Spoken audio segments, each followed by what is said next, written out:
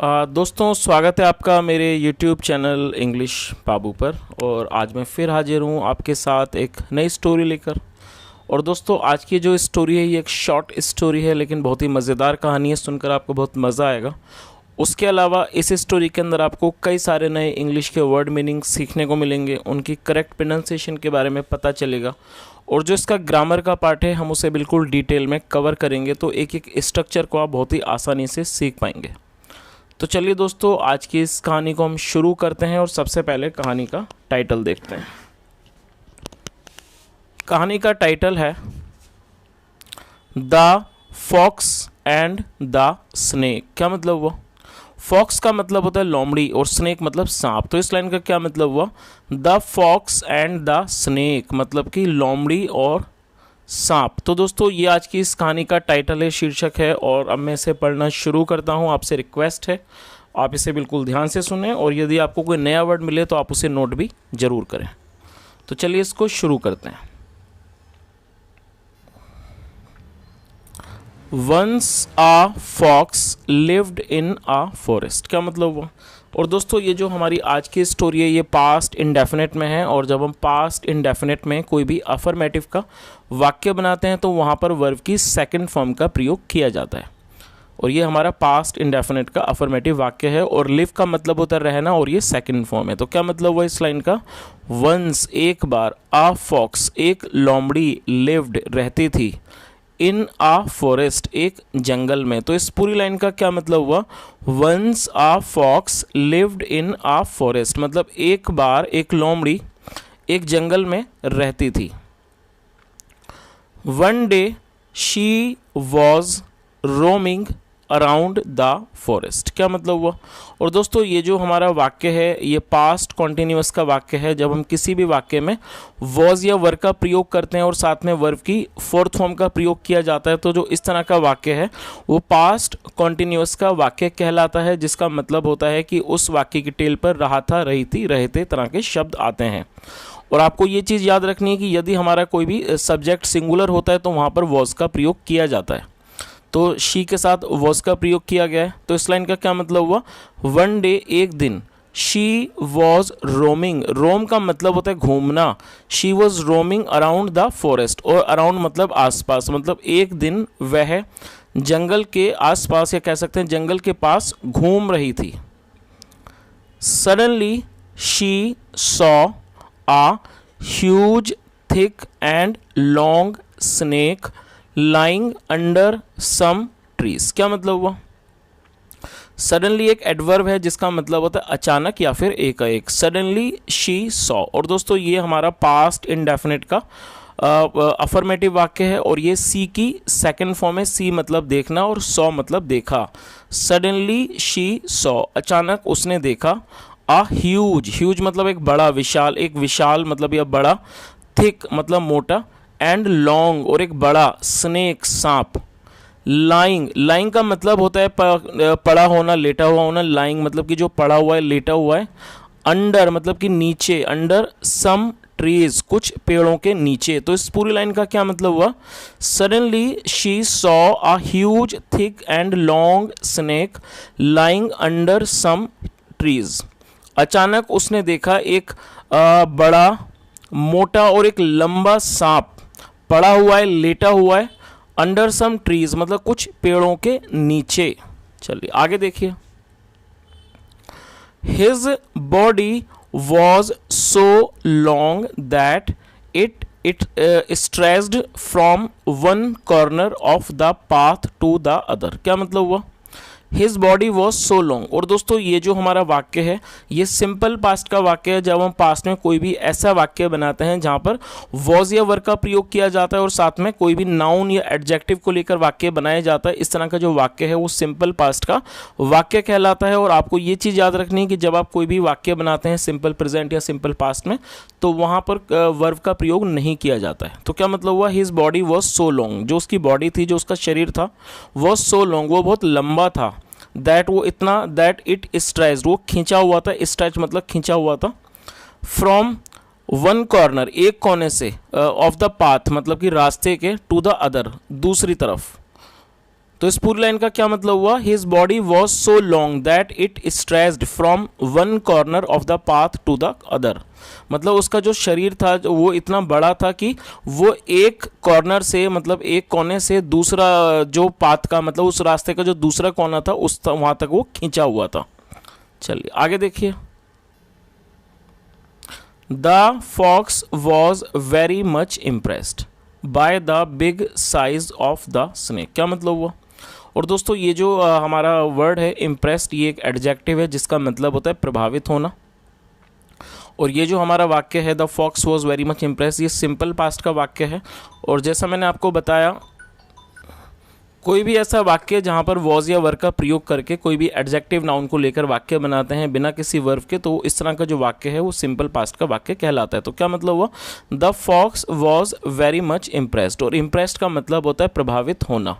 तो जो लोमड़ी थी वो क्या थी, वॉज वेरी मच इम्प्रेस्ड, वो बहुत ज़्यादा, बहुत अधिक प्रभावित हुई bye the big size. Bye the big size मतलब उस बड़े साइज से, ऑफ द स्नेक, सांप के। तो इस पूरी लाइन का क्या मतलब हुआ, the fox was very much impressed by the big size of the snake. मतलब जो लोमड़ी थी वो उस स्नेक के जो बड़ा साइज था, उसका जो उसका आकार था, बड़ा आकार था, उससे वो बहुत ज़्यादा, बहुत अधिक प्रभावित हुई। चलिए आगे देखिए। शी थॉट, और ये थिंक की सेकंड फॉर्म है। थिंक का मतलब होता है सोचना और थॉट मतलब सोचा। तो क्या मतलब हुआ, शी थॉट, उसने सोचा, it's such a large snake. क्या मतलब हुआ। और दोस्तों यहाँ पर इट्स का जो मतलब है, यहाँ पर आप देख सकते हैं इट के बाद एपोस्ट्रोफी एस का प्रयोग किया गया और इसका मतलब है यहाँ पर इट इज़। तो आप इसे शॉर्ट में इट्स भी बोल सकते हैं और इसका मतलब है इट इज़। तो क्या मतलब हुआ, it is such a large snake, या आप इसको आप इट्स भी पढ़ सकते हैं, it's such a large snake. It is such a large snake मतलब ये एक बहुत बड़ा सांप है। I wish I could be as large as long as this snake. क्या मतलब हुआ। और दोस्तों आई विश का मतलब होता है किसी तरह की कोई उम्मीद करना, आशा करना। तो क्या मतलब हुआ, आई विश मतलब काश, I could be as large as long as this snake मतलब काश मैं भी इतनी बड़ी होती as long as this snake मतलब जितना लंबा ये सांप है। तो उसने क्या सोचा कि काश मैं भी इतनी लंबी होती जितना लंबा ये सांप है। चलिए आगे देखिए।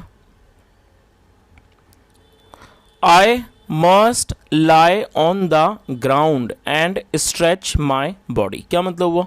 और दोस्तों यहाँ पर इस वाक्य के अंदर मस्ट का प्रयोग किया गया है। और मस्ट का प्रयोग जब किया जाता है जब हम किसी भी वाक्य में कोई किसी तरह की सलाह या से सुझाव को देना चाहते हैं और साथ में वहाँ पर अवश्य का भी या ज़रूर शब्द का प्रयोग करना चाहते हैं, तो वहाँ पर मस्ट का प्रयोग किया जाता है हेल्पिंग वर्ब के रूप में और साथ में वर्ब की फर्स्ट फॉर्म का प्रयोग किया जाता है। और आप इस वर्ड को नोट कर सकते हैं, LIE, लाई का मतलब होता है लेटना या फिर पड़ जाना। तो इस लाइन का क्या मतलब हुआ, I must lie on the ground मतलब मुझे अवश्य ही लाई ऑन द ग्राउंड मतलब ज़मीन पर लेट जाना चाहिए।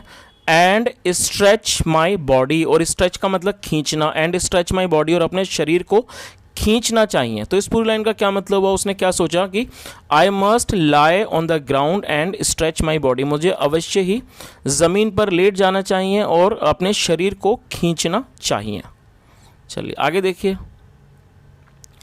I must try to crawl on the rough around and stretch my body end to end। क्या मतलब हुआ, I must try मुझे अवश्य ही कोशिश करनी चाहिए, try मतलब कोशिश, I must try मुझे अवश्य कोशिश करनी चाहिए। to crawl, और crawl का मतलब होता है रेंगना, रेंगने की। ऑन द रफ, और ये दोस्तों रफ का मतलब होता है कोई भी ऐसा उबड़ खाबड़ रास्ता, उबड़ खाबड़ ज़मीन, उसे रफ कहा जाता है। तो उसने क्या सोचा कि आई मस्ट ट्राई मुझे ज़रूर कोशिश करनी चाहिए टू क्रोल रेंगने की ऑन द रफ अराउंड मतलब इस उबड़ खाबड़ स्थान पर। एंड स्ट्रेच माई बॉडी, और अपने शरीर को स्ट्रेच करना चाहिए, खींचना चाहिए, stretch my body. End to end मतलब एक हिस्से से दूसरी तरफ। I will surely become as long as him. क्या मतलब हुआ। और दोस्तों ये जो हमारा वाक्य है ये फ्यूचर इंडेफिनेट का अफर्मेटिव वाक्य है। जब आप फ्यूचर इंडेफिनेट में कोई भी अफर्मेटिव का वाक्य बनाना चाहते हैं तो वहाँ पर विल का प्रयोग किया जाता है हेल्पिंग वर्ब के रूप में और साथ में वर्ब की फर्स्ट फॉर्म का प्रयोग किया जाता है। तो यहाँ पर ये जो बिकम है ये वर्ब के रूप में इसको प्रयोग किया गया है और बिकम का मतलब होता है होना या फिर बनना। और जो ये जो वर्ड है श्योरली, ये एक एडवर्ब है जिसका मतलब होता है अवश्य ही, जरूर ही, तो क्या मतलब हुआ, I will surely become as long as him. क्या मतलब हुआ, मैं अवश्य ही, या कह सकते हैं मैं जरूर बन जाऊंगी एज लॉन्ग एज हिम, मतलब कि इतनी लंबी जितना वो है। और ये जो हिम है वो सांप के लिए यूज किया गया है। चलिए आगे देखिए। और दोस्तों यहाँ पर आप इस चित्र को भी देख सकते हैं कि यहाँ पर ये जो लोमड़ी है और वो सांप के बराबर में लेटी हुई है। चलिए आगे देखिए। So the fox tried to do so, क्या मतलब हुआ। और दोस्तों ये जो हमारा वाक्य है ये पास्ट इंडेफिनिट का ही अफर्मेटिव वाक्य है। और यहाँ पर आपको एक चीज़ पर ध्यान देना होगा कि ये जो हमारा वाक्य है, इस वाक्य के अंदर दो वर्ब का प्रयोग किया गया है। तो जब आप कोई भी ऐसा वाक्य बनाते हैं जहाँ पर दो वर्ब का प्रयोग करना है, या आपको ऐसा कोई भी वाक्य बनाना है जहाँ आप दो वर्ब का प्रयोग करना चाहते हैं, तो जो उसके अंदर जो मेन वर्ब है, मतलब कि जो मुख्य क्रिया है, उसको आपको टेंस के अकॉर्डिंगली यूज़ करना है। जैसे मान लीजिए ये जो हमारा वाक्य है ये पास्ट इंडेफिनिट है, और पास्ट इंडेफिनिट के अंदर अफर्मेटिव का ये रूल है कि अगर आप कोई भी अफर्मेटिव का वाक्य बनाते हैं तो वहाँ पर सेकंड फॉर्म का प्रयोग किया जाता है। तो रूल के अकॉर्डिंगली सेकंड फॉर्म का प्रयोग किया गया है।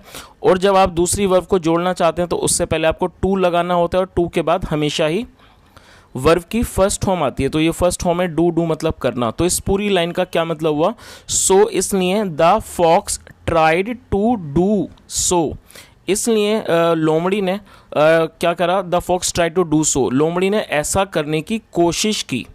चलिए आगे देखिए। She laid down on the path by the snacks side, क्या मतलब हुआ। और ये लाई की सेकंड फॉर्म है, she laid down, way late गई, नीचे लेट गई। ऑन द पाथ मतलब कि ऑन द पाथ मतलब मार्ग पर, जो ज़मीन थी मार्ग था उस पर वो नीचे लेट गई।